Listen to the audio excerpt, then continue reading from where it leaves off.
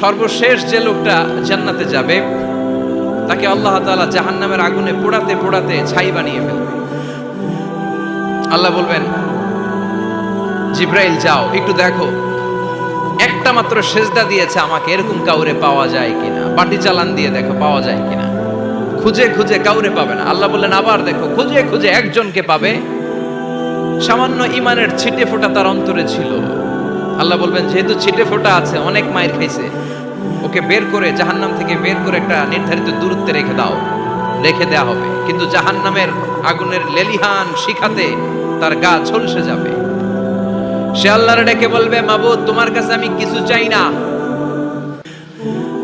জাহান্নাম থেকে তুমি আমাকে বের করেছো, জীবন নদীর পানি তুমি আমার গায়ের মধ্যে ঢেলে দিয়েছো, আমি আবার সজীবতা ফিরে পেয়েছি, আমি তোমার কাছে জান্নাত চাই না, শুধু নিরাপদ একটা দূরত্বে আমাকে রেখে আসো, যাতে জাহান্নামের আগুন আমারে কষ্ট দিতে না পারে। আল্লাহ আমি কিন্তু তোমার কাছে জান্নাত চাই না।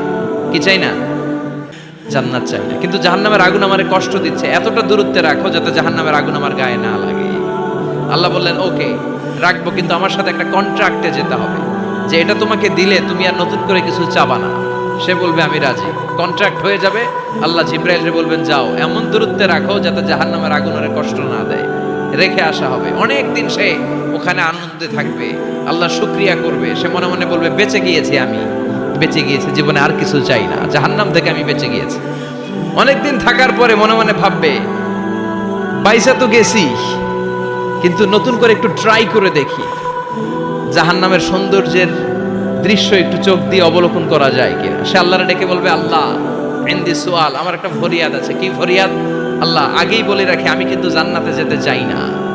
আল্লাহ বলবেন কি চাও? সে বলবে আল্লাহ তোমার জান্নাতটা তুমি কত সুন্দর করে বানিয়েছো, আমি একটা নজর শুধু দেখতে চাই, জান্নাতের দরজার সামনে নিয়ে যদি আমারে বসিয়ে রাখো, দ্যাটস ইনাফ, আর কিছু চাই না, শুধু জান্নাতের দরজার সামনে। আল্লাহ বললেন তুই না ওয়াদা করেছিস, তুই না চুক্তি করেছিস। সে বলবে আল্লাহ আমারে হতভাগা বানাইয়া তোমার কি লাভ? সুবহানাল্লাহ পড়েন,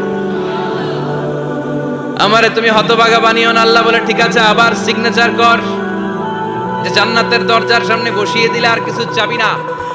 সে সিগনেচার করে বলে আমি চাবো না। আল্লাহ বললেন জিব্রাইল বেচারারে ধরে জান্নাতের গেটের সামনে বসায় দে।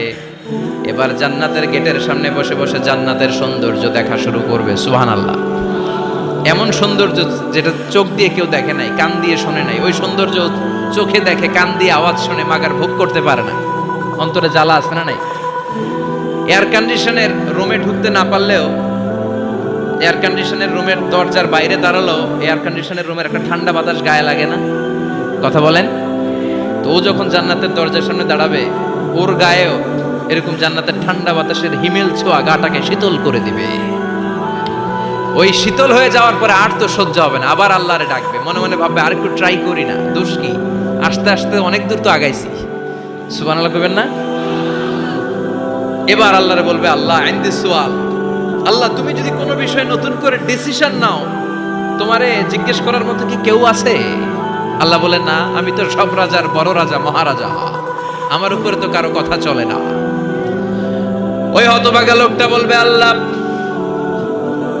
এত সুন্দর জান্নাত তুমি বানালাম, চোখ দিয়ে সৌন্দর্য দেখি, কান দিয়ে আওয়াজগুলো শুনি, হুর আর গেলমান হেঁটে বেড়ায়, এত সুন্দর জান্নাত চোখ দিয়ে দেখি, ঢুকতে পারি না, আমারে কষ্ট দিয়ে তোমার কি লাভ?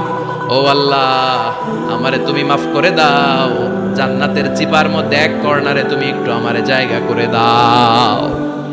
আল্লাহ বলবেন ওয়াই হাক ইবনা আদম, তোর ধ্বংস হোক হে আদম জাত, মা আগদারাকা, তোর চেয়ে বড় গাদ্দার আমি আমার সৃষ্টিকুলে কাউরে দেখি নাই, কারণ তুই আমার সাথে চুক্তি করিস আর চুক্তি ভঙ্গ করিস। আল্লাহর রহমতের দরিয়ায় তখন জোশ খেলে যাবে, ওর আকুতি মিনতি চাহনি আল্লাহর রহমতের দরিয়ার মধ্যে জোশ লাগিয়ে দিবে। আল্লাহর দয়া হয়ে যাবে, মায়া হয়ে যাবে। আল্লাহ বলবেন ঠিক আছে জান্নাতে যা। লোকটা এবার এক দৌড়ে জান্নাতের ভিতরে ঢুকে যাবে। লোকটার দৌড় দেখে আবার লোকটারে আল্লাহ ডেকে বলবে একটু দাঁড়া, একটু দাঁড়া, জান্নাত তো দিছি, তো দৌড় দিলি কেন? সুবহানাল্লাহ কইবেন না?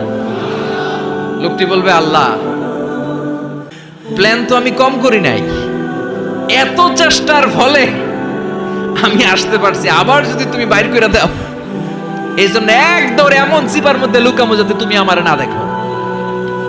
আবার আল্লাহর রহমতের দরিয়ায় জোশ খেলে যাবে, আল্লাহ কাছে ডাকবে, কাছে আয় ও গোলাম, তোর কি মনে চায় আমারে বল, আজকে তুই চাইতে থাক, আমি দিতে দিতে তোর মনের সব আশা পূরণ করে দেব। লোকটা খুশি হয়ে বলবে, আল্লাহ আমারে এটা দাও, বাড়ি দাও, গাড়ি দাও, নারী দাও, এটা দাও, ওটা দাও, একের পর এক চাইতে থাকবে, আল্লাহ সব তারে দিতে থাকবে। চাইতে চাইতে লোকটার সব চাওয়া যখন শেষ, সে বলবে, আল্লাহ আর আমার চাওয়ার কিছু নাই। আল্লাহ বলেন, নো, এত তাড়াতাড়ি যে তুমি খেলা শেষ করতে পারবা না মনু, আমার সাথে তোমার এই খেলা আরো লম্বা সময় চলতে হবে, তোমার অনেক কিছু চাইতে হবে। তুই আজকে চাইতে চাইতে তোর সব চাও আমার কাছে বলবি, আর আমি দিতে দিতে তোর জীবন ধন্য করে দেব। সে আবার চাইতে শুরু করবে, আল্লাহ এটা দাও, ওটা দাও, ওটা দাও, আল্লাহ দিতে দিতে সব দিবে। এরপরে বলবে, আল্লাহ মাফও চাই, দোয়াও চাই, আর চাওয়ার কিছু নাই। আল্লাহ বলবেন, তাই ঠিক আছে, তোরে আমি জান্নাতে ঢুকাই দিলাম, তবে মনে রাখিস তোর জান্নাতটা হবে সবচেয়ে ছোট জান্নাত, আর তোর জান্নাতটা হবে এই পৃথিবীর 10 গুণ। চিল্লা এখন সুবহানাল্লাহ। বুখারীর বর্ণনা, আখিরু মান দাখালাল জান্নাহ, যে লোকটা সর্বশেষ অনেক মাইর খাইয়া রিমান্ডে থাকার পরে জান্নাতে ঢুকবে, তার জান্নাতটা যদি পৃথিবীর 10 গুণ হয়, তাহলে আমাদের সবাইরে ফেরদাউসে ঢুকাতে আল্লাহর কোনো সমস্যা আছে? চিল্লায় বলেন, সমস্যা আছে? এজন্য আমরা আল্লাহর কাছে কোন জান্নাত চাই? কথা বলেন। রব্বুল আলামিন বলেন, ওয়াসিকাল্লাযীনা ইত্তাকাউ রাব্বাহুম ইলাল জান্নাতি যুমারা হাত্তা ইযা জাউহা ওয়া ফুতিহাত আবওয়াবুহা ওয়া ক্বালা লাহুম খাযানাতুহা সালামুন আলাইকুম তিবতুম ফাদখুলুহা